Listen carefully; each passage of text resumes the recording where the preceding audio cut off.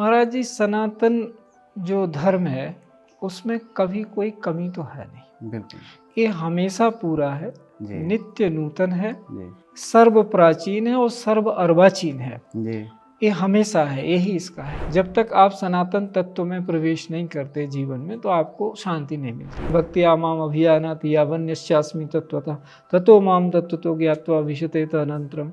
अगर आप भक्ति से मुझे जान लेंगे तो फिर मेरे अंदर प्रवेश कर जाएंगे और वहीं पर रहेंगे।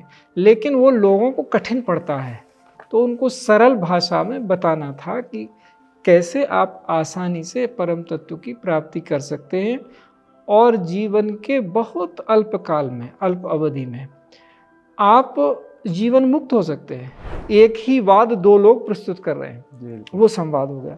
जब दोनों लोग एक ही वाद पे कैसे करना है उस पे सहमत हो गए तो वो सत्संग हो गया, कि वो सत्य आ गया उसमें। तो सत्य तो सभी ढूंढ रहे हैं, सत्य ही ढूंढ रहे हैं। सबसे पहला संबंध अस्तित्व का गुरु और शिष्य का है। ये सहज स्मृति योग पूरा गुरु शिष्य संबंध पर आश्रित है। मेरे अन्य सोशल मीडिया से अन्य सारे मेरे साथी जो ये पूछ रहे थे कि वो आश्रम का नाम पत्थर भी हो सकता था, दर्पण क्यों? ये गुरु की भूमिका होती है, इसलिए हमने ये नाम रखा कि दर्पण की तरह आपका जीवन होना चाहिए, पारदर्शी होना चाहिए। जय श्री राम। रामाय रामभद्राय रामचंद्राय वेधसे रघुनाथाय नाथाय सीताया पतये नमः। प्रणाम, नमस्कार। मैं सत्य सनातन धर्म प्रचारक दिवाकराचार्य महाराज, और मैं अभी यात्रा में हूँ। अयोध्या से मैं तमिलनाडु यात्रा पर हूँ, और यहाँ की वादियों में, यहाँ प्रकृति की गोद में, पहाड़ों के बीच में रमणीक, सुमनोहर और मन को रमने वाला अलग ही शांति का प्रतीक, परिचायक कह सकते हैं। आज हम जिस आश्रम में हैं उसका नाम है दर्पण आश्रम, जो सनातन को नई ऊंचाइयों पर एक नए शिखर पर स्थापित करने के लिए सहज स्मृति योग के माध्यम से पूरे विश्व में अपनी एक अलग प्रतिष्ठा और एक अलग ही ख्याति प्राप्त कर रही है। आज हमारे साथ जो विशिष्ट और विशेष अतिथि जुड़ेंगे वो हमारे लिए भी एक मार्गदर्शक के रूप में है, और मैं समझता हूँ कि संपूर्ण सनातन धर्मावलंबियों को एक नया मार्ग, एक धर्म के प्रति सहज और सुगम रास्ते को प्रशस्त कराने वाले पूज्य गुरु जी नंद किशोर तिवारी जी जुड़ेंगे। और मैं समझता हूँ कि ये मेरा पहला वीडियो है कि जिस अभिप्राय के साथ मैंने ये YouTube चैनल आप सभी लोगों से कनेक्ट होने के लिए बनाया था, और जिन विषयों पर वार्ता करने के लिए मैंने लगातार कोशिश की है, और आज मैं सहज ही ऐसे महापुरुष के साथ वार्ता स्थापित कर पाऊँगा। तो जुड़े रहिए हमारे इस वीडियो के साथ, और क्या कुछ आपके सवाल हैं वह भी हम आप कमेंट के माध्यम से देखेंगे, और वह भी हम अपने अतिथिगणों के साथ में, जो हमारे विशिष्ट अतिथि होंगे, जो हमारे सनातन के विचारक होंगे, प्रखर वक्ता होंगे, उनसे लेंगे, और आपके सभी सवालों का जवाब हम कोशिश करेंगे कि वो सामान्यतया जन सामान्य को मिल पाए, इस पर कार्य करेंगे। जय जय श्री राम। गुरु जी प्रणाम। जय श्री राम। महाराज जी, आपको बहुत बहुत प्रणाम। और हम अनुग्रहित हुए कि आप अयोध्या नगरी से, अयोध्या धाम से यहाँ पे इतनी दूर तमिलनाडु में दर्पण आश्रम में पधारे।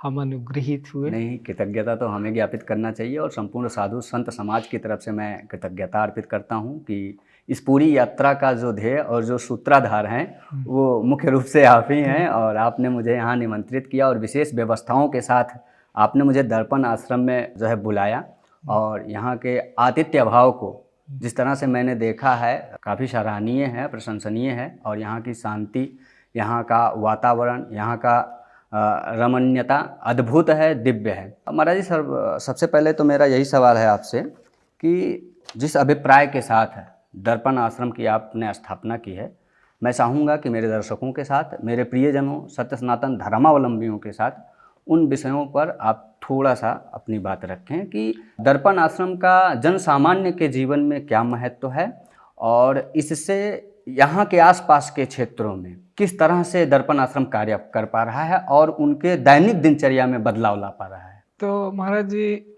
बहुत सीधी मैं बात कहूँ तो दर्पण आश्रम एक सहज स्मृति योग दृष्टि एक योग दृष्टि है, उसी जीवन दृष्टि का प्रतिफलन है।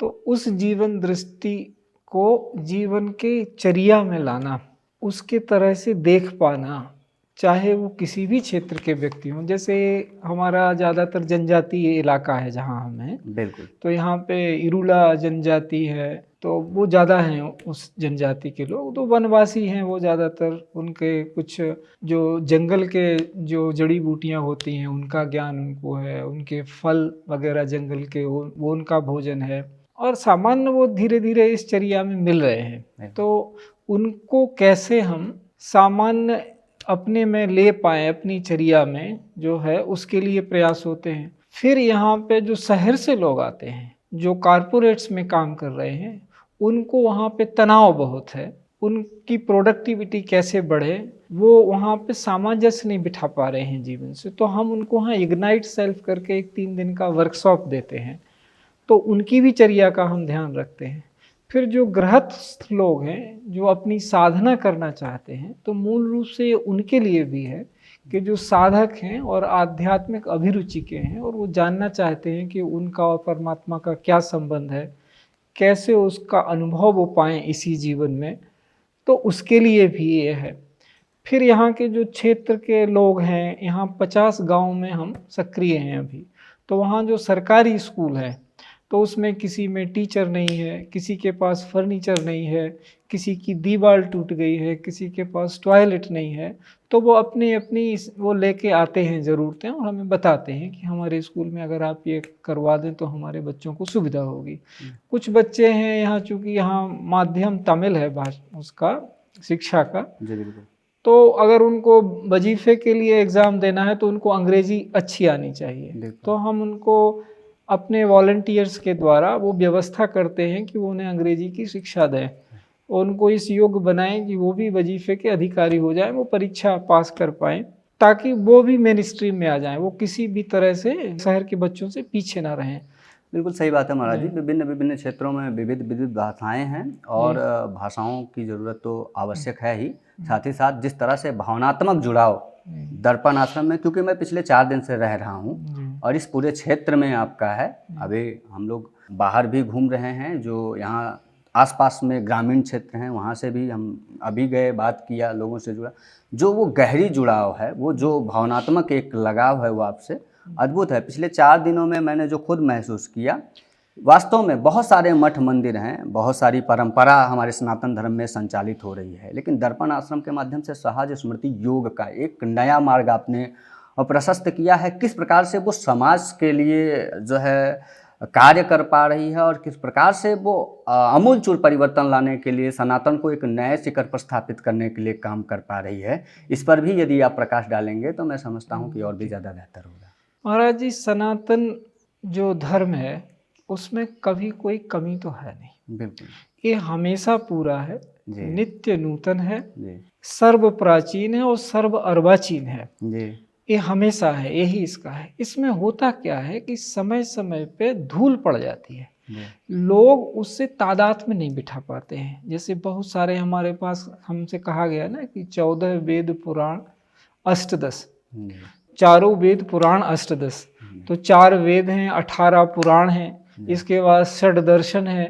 तो आप अगर संख्या करते चले जाएं, अब नूतन साहित्य लिखा जा रहा है, तो लोग सोचते हैं कि इतना हम कैसे पढ़ पाएंगे। कोई नौकरी कर रहा है, कोई इंजीनियर है, कोई डॉक्टर है, उनके पास, ये तो साधु संतों के पास ही मुश्किल से इतना समय मिलता है कि वो पूरा अध्ययन कर पाएं सभी शास्त्रों का, वो भी कठिन होता है। तो एक जन सामान्य से हम ये अपेक्षा नहीं कर सकते हैं कि वो सारे सनातन के ग्रंथ पढ़ लेगा। तो उनको चाहिए, लेकिन वो जुड़ना चाहते हैं, क्योंकि सनातन है ही ऐसा कि बिना उसकी शांति नहीं मिलती। जब तक आप सनातन तत्व में प्रवेश नहीं करते जीवन में, तो आपको शांति नहीं मिलती। जैसे आपने इस आश्रम के बारे में कहा, तो यहाँ शांति इसीलिए है कि जो यहाँ पे आते हैं वो सनातन तत्व से किसी न किसी तरह से जुड़ जाते हैं, अनुभव करते हैं उसका, तभी शांति उनके जीवन में आती है। उनके जीवन में आती है तो उनका वाइब्रेशन इसमें भी जाता है आश्रम का, और आश्रम का वाइब्रेशन उनमें जाता है। ये समरसता बनी रहती है दोनों के बीच में, जैसे भक्त और भगवान के बीच में होती है, ऐसे स्थान और आने वाले के बीच में भी होती है। तो वो ध्यान रखा जाता है। तो सनातन में क्या हम सहज स्मृति योग दृष्टि से नया दे रहे हैं? तो वो जो गैप आ जाता है समझने में, धूल पड़ जाती है कि क्या है, मूल वस्तु को कैसे पाएं। भगवान ने तो बारंबार यही कहा है, उन्होंने भक्ति आमाम अभियानाति यावन्यस्यास्मि तत्वतः ततो माम तत्वतो ज्ञात्वा विशते अनंतरम। अगर आप भक्ति से मुझे जान लेंगे तो फिर मेरे अंदर प्रवेश कर जाएंगे और वहीं पर रहेंगे। लेकिन वो लोगों को कठिन पड़ता है, तो उनको सरल भाषा में बताना था कि कैसे आप आसानी से परम तत्व की प्राप्ति कर सकते हैं और जीवन के बहुत अल्प काल में, अल्प अवधि में आप जीवन मुक्त हो सकते हैं। और जो जीवन मुक्त हो जाते हैं वही लोग कल्याण के लिए काम कर सकते हैं। ये बारंबार कृष्ण भगवान ने कहा है, राम भगवान का भी वही आदर्श रहा है कि जब तक आप स्वयं मुक्त नहीं हो तो आप दूसरे के मोक्ष के, मुक्ति के कारक नहीं बन सकते। तो उसको बहुत लंबा न करते हुए हमने बहुत कम शब्दों में, 333 शब्दों में पूरा साहित्य लिख दिया कि इतना अगर आप फॉलो कर लेते हो तो आपको उसी तत्व की अनुभूति हो जाएगी। फिर तो समाज में भी ये विचार प्रकट होंगे कि जो काम 4 वेद, 18 पुराण, श्रुति स्मृतियाँ नहीं कर पाई, वो आपकी एक छोटी सी पुस्तक सहज स्मृति योग कैसे कर लेगी। जी, तो उसके लिए यही है कि उसमें जो अखंड भंडार भरा पड़ा है हमारे वेदों में, पुराणों में, वो आपको, जैसे उसको कहते हैं ब्रह्मानंद सहोदर, जैसे कोई भी शब्द का ज्ञान है, कुछ हो रहा है तो उसमें आनंद की अनुभूति होती है उसका अध्ययन करने से। तो आप आनंद लेना चाहते हैं, हर विधा सुख की ओर भाग रही है। कोई भी जीव मात्र है उसको किसमें सुख मिल रहा है उस ओर जाता है। तो जो साधु संत हो गए, उन्होंने अपने आप को इतना तपा लिया है, उनकी अभिरुचि इतनी ज़्यादा गहरी हो गई कि केवल और केवल भगवान में वो रमते हैं। तो उनके लिए तो ये सब साहित्य उसी विस्तार का सुख देने वाला है। लेकिन सामान्य मनुष्य के पास उतना समय नहीं है। आज तो बढ़ गया है समय। अगर सॉफ्टवेयर वाले जो ज़्यादातर हमारे पास आते हैं उनको तो 16-16 घंटे काम कर रहे हैं महाराज। एक बात, हाँ, आपने बहुत अच्छी बात कही महाराज जी। 1 मिनट में टोकूंगा जी। आपने कहा कि इंजीनियर्स और बड़े बड़े विभागों से लोग आपके पास आते हैं, और ये मेरी खुद की अनुभूति है कि दर्पण आश्रम तमिलनाडु में जितने भी गुरुजी से जुड़े लोग हैं वो हाईली एजुकेटेड लोग हैं और हर विभाग के लोग आते हैं। तो निश्चित ही मैं ये समझता हूँ, इस पर कोई टीका टिप्पणी मेरा वो नहीं है, मैं समझता हूँ कि निश्चित ही उनका जो अभिप्राय है, जिस उद्देश्य के साथ आते हैं, उसमें वो कहीं ना कहीं पूर्णतया आपको पाते हैं और आप उनका मार्ग प्रशस्त करते हैं। मैं पूरी तरीके से सहमत हूँ। किंतु इस पर एक सवाल मेरे और होंगे महाराज जी कि सनातन में आप किन किन विषयों को चिन्हित करेंगे कि जो आपको लगता है कि ऐसा नहीं होना चाहिए सनातन धर्म में। मैं चाहूँगा कि उन्हें आप बहुत कम शब्दों में आप उन्हें चिन्हित करें कि ये चीज़ें हैं जिसमें बदलाव होनी चाहिए, और उस पर आपकी किस तरह की दृष्टि है, उस पर थोड़ा सा आप प्रकाश डालेंगे। बहुत ही सुंदर प्रश्न है महाराज जी, क्योंकि यही तो है कि जीवन में हम उतार क्या सकते हैं जी। तो सबसे पहली बात तो है कि प्राथमिकताएं हमें बहुत स्पष्ट करनी चाहिए जीवन में। किसी ने हमसे पूछा था कि हम तो पूजा कर रहे हैं, तो हमने कहा कि महाराज आपकी प्राथमिकता पूजा करना होगा, हमारी प्राथमिकता ही पूजा है। प्राथमिकता है क्या मेरी, अगर उसको हम फॉलो कर पा रहे हैं वही हमारी पूजा हो गई। तो जो जीवन में प्राथमिकताएं हैं अगर हम उनको फॉलो कर पाएं, जैसे एक दैनिक दिनचर्या है, हम कहते हैं कि सुबह सूर्योदय से पहले उठ जाइए, थोड़ी देर ध्यान के लिए बैठिए। अगर आपका काम ऐसा है कि जिसमें फिजिकल वर्क बिल्कुल नहीं है, शारीरिक श्रम है ही नहीं, तो आप कुछ शारीरिक श्रम कीजिए, अन्यथा थोड़ी देर योग प्राणायाम कीजिए। फिर उसके बाद हम कहते हैं कि मन वचन कर्म से एक रहिए।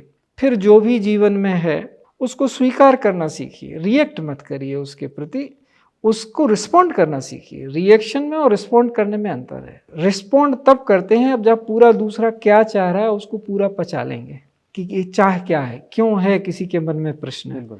उसके बाद आप समाधान बन जाते हैं। रिस्पॉन्ड आप करने का मतलब है कि आप समाधान प्रस्तुत कर रहे हैं। रिएक्ट करने का मतलब है आपके पास भी समाधान नहीं है, आप भी, उसने एक बात कही, आपने दूसरी बात कही, बात वहीं पे विवाद बन गई, वो संवाद नहीं हुआ। वो प्रक्रिया ये है कि पहले चर्चा की जाती है, फिर उसके बाद वो संवाद बनता है, इसके बाद वही चीज़ सत्संग बन जाती है, क्योंकि चर्चा में विषय रखे जाते हैं। तो आपने एक विषय रखा, हमने उस पर चर्चा की, फिर हम कहीं पहुंचे तो हमारा संवाद होना शुरू किया कि इस पर किया क्या जा सकता है। संवाद वो हो गया कि संवाद, एक ही वाद दो लोग प्रस्तुत कर रहे हैं, वो संवाद हो गया। जब दोनों लोग एक ही बात पे कैसे करना है उस पे सहमत हो गए तो वो सत्संग हो गया, कि वो सत आ गया उसमें। तो सत तो सभी ढूंढ रहे हैं, सत्य ढूंढ रहे हैं, तो उसके संग चलना है। तो जो करना चाहिए वो ये बातें हैं कि पहले तो संबंध स्थापित करना चाहिए। जीवन में जो कुछ भी चल रहा है, भगवान से भक्त का संबंध ही तो है। संबंध ना हो भगवान से और कितनी भी भक्ति करे, क्या होगा उसका? पहले हमने ये भगवान से संबंध बनाया, उसके बाद भक्ति करना शुरू किया। तो ये संबंध प्राथमिक है जीवन में, और संबंधों का एक क्रम है। सबसे पहला संबंध अस्तित्व का गुरु और शिष्य का है। वो सृष्टि का संबंध नहीं है, अस्तित्व का संबंध है। सृष्टि का पहला संबंध पति पत्नी अथवा तो प्रेमी प्रेमिका का है। वो सृष्टि का संबंध, जहां से सृष्टि का आरंभ होता है। तो बहुत सारे कुटुंबों में आज हम विद्वेष देख रहे हैं, भाई भाई से लड़ रहा है, परिवारों में माता पिता से अच्छा व्यवहार नहीं हो रहा है। इसका कारण ये है कि परिवारों में स्वयं ही संबंध प्राथमिक नहीं रहे। कितने सारे परिवारों में आप देखते हैं कि गुरु की उपस्थिति है। जब गुरु शिष्य का पहला संबंध है तो माता पिता को पहले दीक्षित होना चाहिए, उनको गुरु तलाशना चाहिए, ढूंढना चाहिए। गुरु कोई होता नहीं है। गुरु आपकी दृष्टि आप बनाते हो। जैसे गुरु का काम है हमें परमात्मा बना देना। वो गुरु नहीं है जो किसी मनुष्य को भगवान नहीं बना सकता है, तो उसको गुरु का पद का दायित्व तो नहीं लेना चाहिए। गुरु का दायित्व है कि मनुष्य में दिव्यत्व प्रकट करे, ये उनका दायित्व है। तो जब हम दिव्य हो जाएंगे मनुष्य, तो फिर ये विद्वेष चला जाएगा। तो सबसे पहले जो नहीं करना चाहिए वो एक कि दीक्षा में देर नहीं करना चाहिए। तुलसीदास जी ने बहुत साफ साफ लिखा, पुत्रवती युवती जग सोई, रघुपति भगत जासु सुत होई। तो वो रघुपति भगत बनेगा कैसे? पहले जिसने रघुपति का दर्शन किया हो उसके पास जाएगा, वो विधि बताएगा कि ऐसे होता है रघुपति का दर्शन। तो सबको उन्होंने पुत्रवती नहीं कहा, केवल जननी बन जाने से पुत्रवती नहीं कहा। पुत्र से वहां तात्पर्य केवल पुत्र और पुत्री से नहीं है, संतति से है। कोई भी हो, वो पुत्री हो अथवा तो पुत्री हो, वो लिखने में ऐसा आता है। तो संतति को अगर हम परमात्मा तत्व की ओर नहीं ले जा पाए तो उसका जीवन हमने निरर्थक कर दिया। वो भगवान ने स्वयं राज गद्दी पे बैठने के उपरांत पहला एक बार रघुवीर बुलाए, सुर मुनि पुरवासी सब, गुरुद्वज पुरवासी सब आए, ये सब उनको बुलाया। गुरुजी भी उसमें शामिल थे। तो उन्होंने क्या कहा कि ये बड़े भाग मानुष तन पावा, सुर दुर्लभ सदग्रंथन गावा। तो इस तरह के ये मोक्ष का द्वार है। ऐसे शरीर को पाके अगर हम विषय में रत हो जाएंगे तो हम चूक जाएंगे। तो वही चला आ रहा है कि अगर मनुष्य को सार्थक बनाना है जीवन, तो हमें अपनी प्राथमिकताएं स्पष्ट होनी चाहिए कि संबंध से ही सब चल रहा है, और प्रथम संबंध गुरु और शिष्य का है। जैसे ही वो संबंध स्थापित होगा तो परिवार में जो विद्वेष है वो समाप्त हो जाएगा। क्योंकि हमने कहा सृष्टि का पहला संबंध पति पत्नी का है। अब आप कल्पना करो कि पति ने बोला कि दक्षिण में चलो, पत्नी ने बोला उत्तर में चलो, दोनों बराबर के हैं, संबंध बराबर का है, उसमें कोई ऊंचा नीचा नहीं है। महाराज जी आप तो जानते हैं जब विवाह का वो सब पाणी ग्रहण होता है तो पहले पति पत्नी मित्र हैं ये मंत्र पढ़ा जाता है। तो वो बराबर का रिश्ता है उनका, उसमें कोई छोटा बड़ा नहीं है।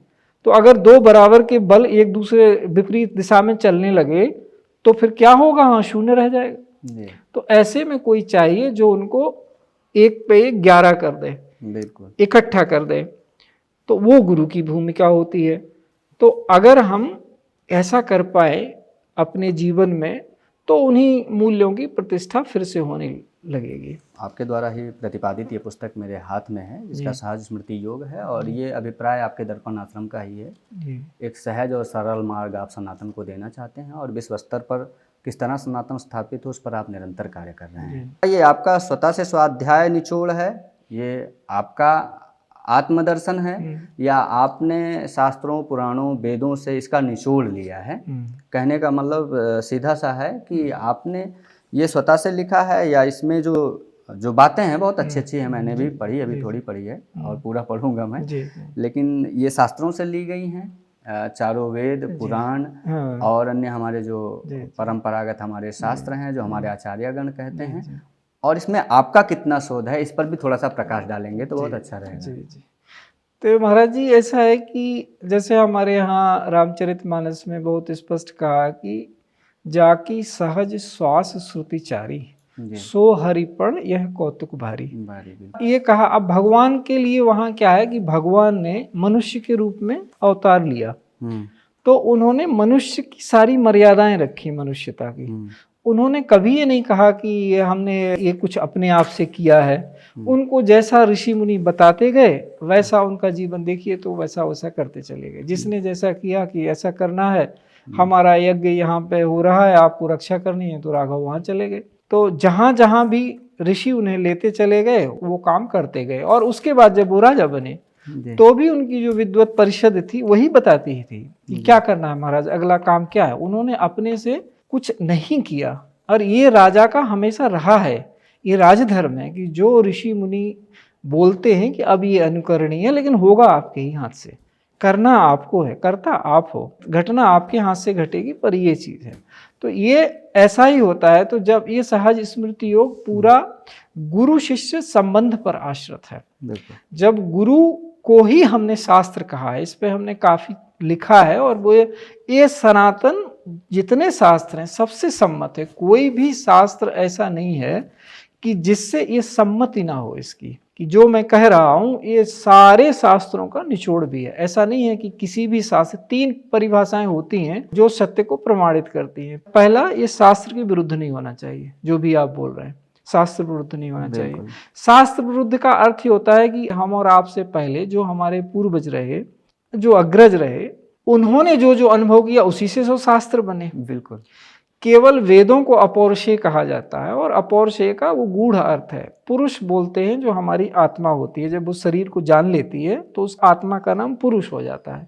और जब वो अपने आप को सब में जान लेती है तो उसी आत्मा का नाम ईश्वर हो जाता है। ये उपाधि है। बिल्कुल। तो ऐसे ही अपौरुषेय कहने का अर्थ ही होता है कि ये इस छोटी शरीर को जानने वाली अवस्था से नहीं आया है वेदों का ज्ञान, ये उस अवस्था से देखा गया है जहां मनुष्य ईश्वर के समकक्ष पहुंच गया।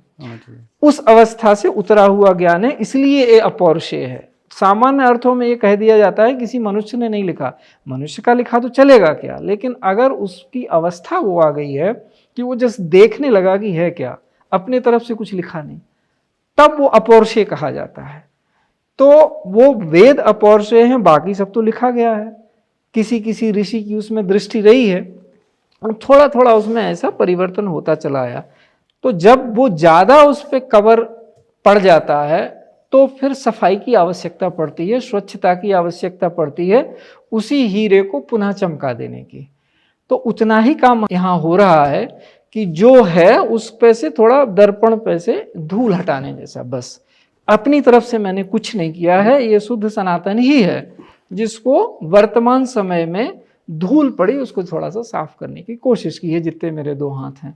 बिल्कुल, बहुत अच्छी बात आपने कही है कि निरंतर चिंतन, स्वाध्याय और जीवन के अनुभवों से संग्रहित की गई एक ऐसी श्रृंखला आप बहुत कम शब्दों में बांध के सहज स्मृति योग का मार्ग प्रशस्त कर रहे हैं, जिससे जन सामान्य के जीवन में बड़े सामान्य ढंग से परिवर्तन आ पाए और सनातन को धारण कर पाए। इसके लिए आप निरंतर कार्य कर रहे हैं। मैं समझता हूँ कि ऐसे स्थानों का, ऐसे आश्रमों का, दर्पण आश्रम का न सिर्फ भारत बल्कि विश्व स्तर पर इसकी स्थापना की जानी चाहिए। तो इस दृष्टि पर आप कितना काम कर रहे हैं, इस पथ पर आप कितनी तीव्रता से आगे बढ़ रहे हैं? महाराज, एक कहावत है बहुत छोटी सी कि बहुत पूरा हिमालय भी आपको चढ़ना हो तो पहली जो यात्रा की शुरुआत होती है वो एक कदम से ही होती है, छलांग से नहीं होती। आप एक कदम बढ़ाते हैं तो उसके बाद फिर यात्रा चलती है और लोग साथ में आते जाते हैं, मिलते जाते हैं। तो ये जो स्थान है यहाँ पे 18 गांव हैं इस दर्पण वैली में, दर्पण घाटी में 18 गांव हैं। उन 18 गांवों को हम सस्टेनेबल बनाने में लगे हुए हैं कि यहाँ पे जो रूरल अर्बन कंटिन्यूम है वो सिद्ध हो कि मतलब यहाँ से उतने ही लोग शहर में काम करने जाएं जितने अति आवश्यक हो। कम से कम घर का एक व्यक्ति यहाँ पे रहे, जमीन संभाले, घर संभाले, यहाँ के जंगल संभाले। जैसे यहाँ पे समस्या क्या है, हाथी आते हैं, जंगली हाथी। वो भी क्यों आते हैं? क्योंकि पानी कम हो गया उनको पीने। सुअर आते हैं, क्यों आते हैं? क्योंकि वहाँ उनके खाद्यान्न कम हो गए हैं जो वो खाते हैं। उनके जीव जो चीजें, फसल, जड़ी बूटियां जो भी वो खाते हैं जंगल की, वो कम होती जा रही। तो उनके हिस्से का कौन खा रहा है?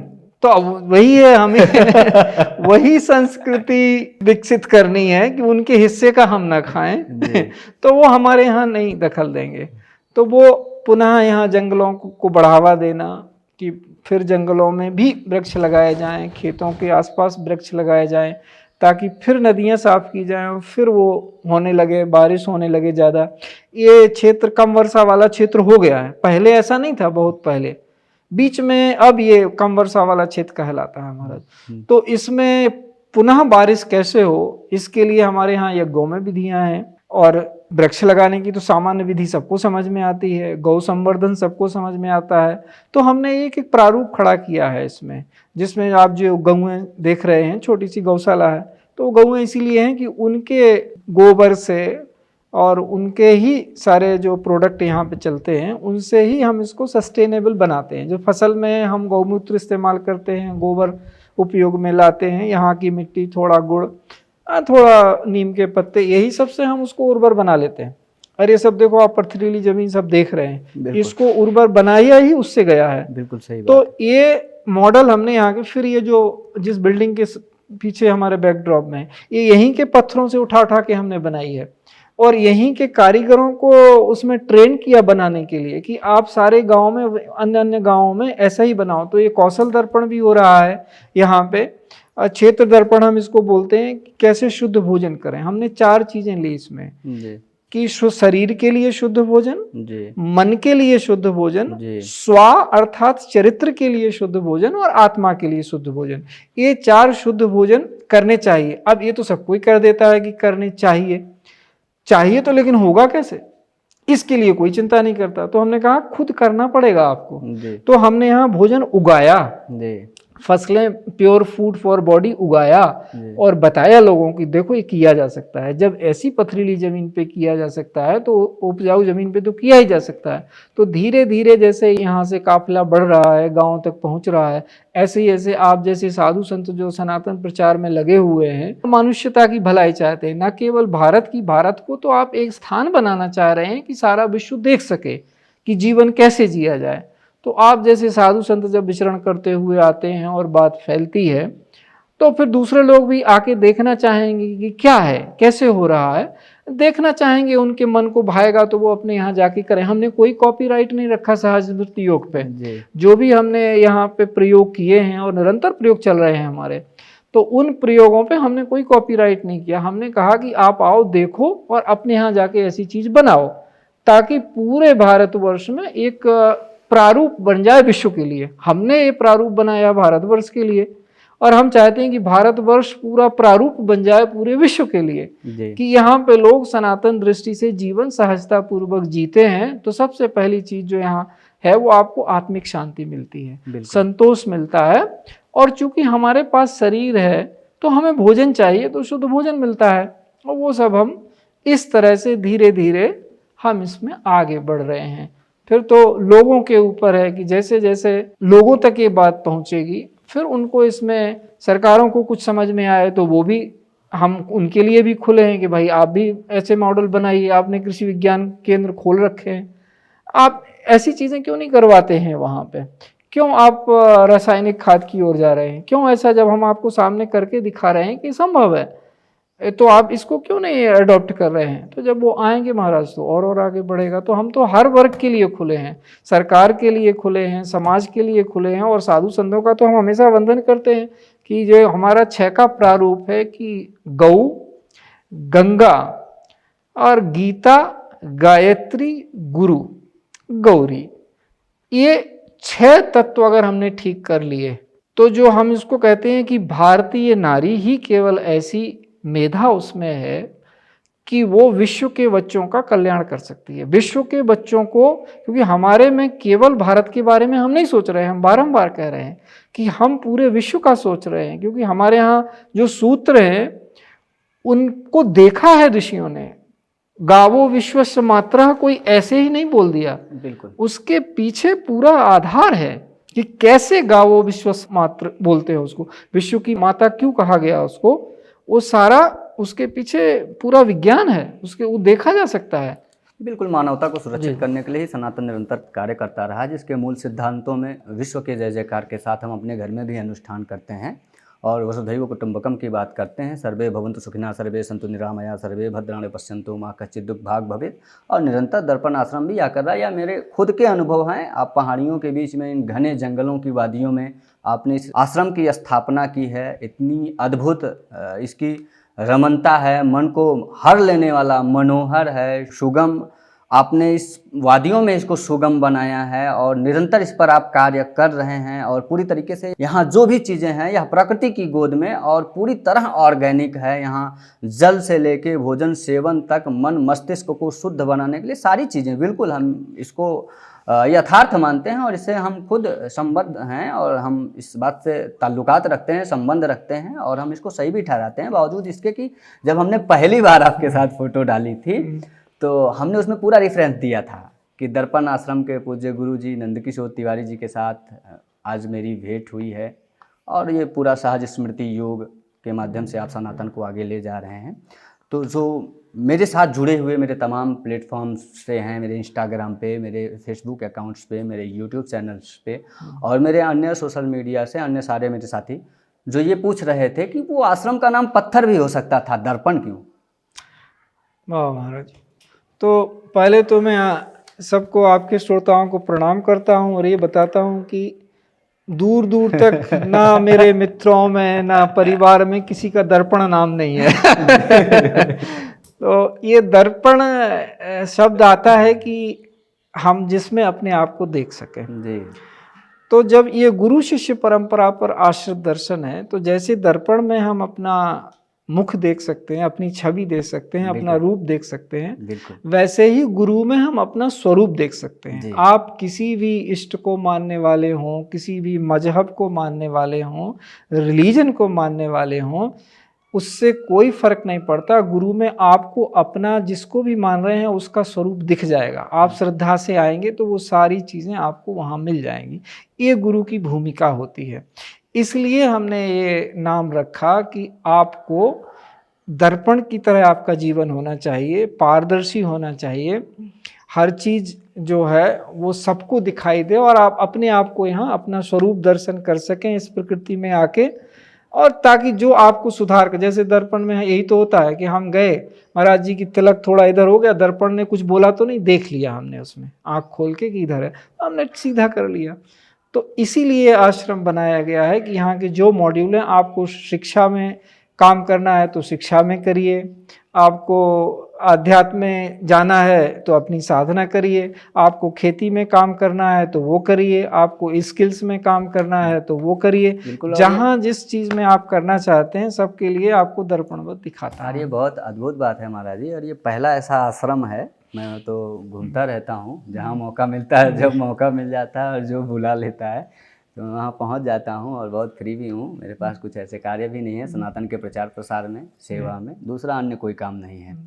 मैं जब इस आश्रम में आया तो मुझे सबसे अद्भुत और जो उत्सुकता था इस आश्रम को देखने का, और उसमें जो सबसे अद्भुत और दिव्य लगा, यहाँ हर एक चीज़ का एक अलग अलग नाम है, जैसे वो सजीव हो। जैसे अभी यहाँ जैसे बैठे हैं, हमारे बगल में एक जो रूम है, इसका नाम तरंग है, इसका नाम रंग है। अभी जिस जगह पे हम लोग बैठे हैं, इसका क्या नाम हमारा जी?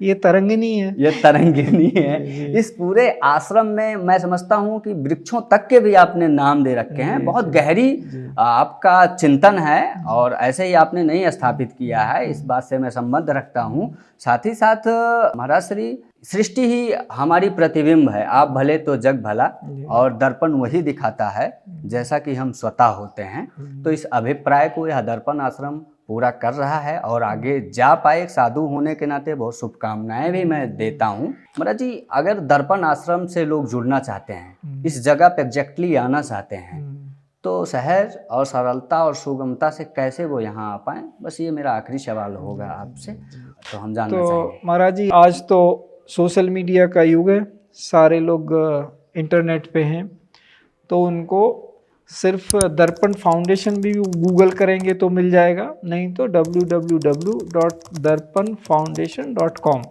एक है, उस पर फ़ोन नंबर्स वगैरह मिल जाएंगे। तो ईमेल लिखें, फ़ोन नंबर करें, और जब उनकी इच्छा हो तब वो आएँ, ऐसे जुड़ सकते हैं। सामान्य जन के लिए तो यही है। और रही बात साधु संतों की, तब तो हम उनका तो पलक पावड़े बिछा के इंतज़ार करते हैं कि वो जब आ जाएं तो आश्रम उनके पग पड़ें तो पवित्र हो। तो उनको तो कुछ है ही नहीं। जब वो इच्छा जागृत करें कि हमें आना है तो हम स्वागत के लिए तैयार हैं। मैं आपको आमंत्रित करूंगा कि आप एक बार अयोध्या भी आएँ और बहुत ही सहज और जिस सरलता के साथ, बड़ी स्पष्टता के साथ अपनी शब्दों को, अपनी बातों को हमारे सनातन धर्मावलंबियों तक पहुंचाने का काम किया है, उसके लिए हम आपके कृतज्ञ हैं, आभारी हैं। बहुत बहुत साधुवाद आपको, बहुत बहुत धन्यवाद। जय श्री राम। जय श्री राम। महाराज जी, आपका आदेश सर आँखों पे। जय हो प्रभु।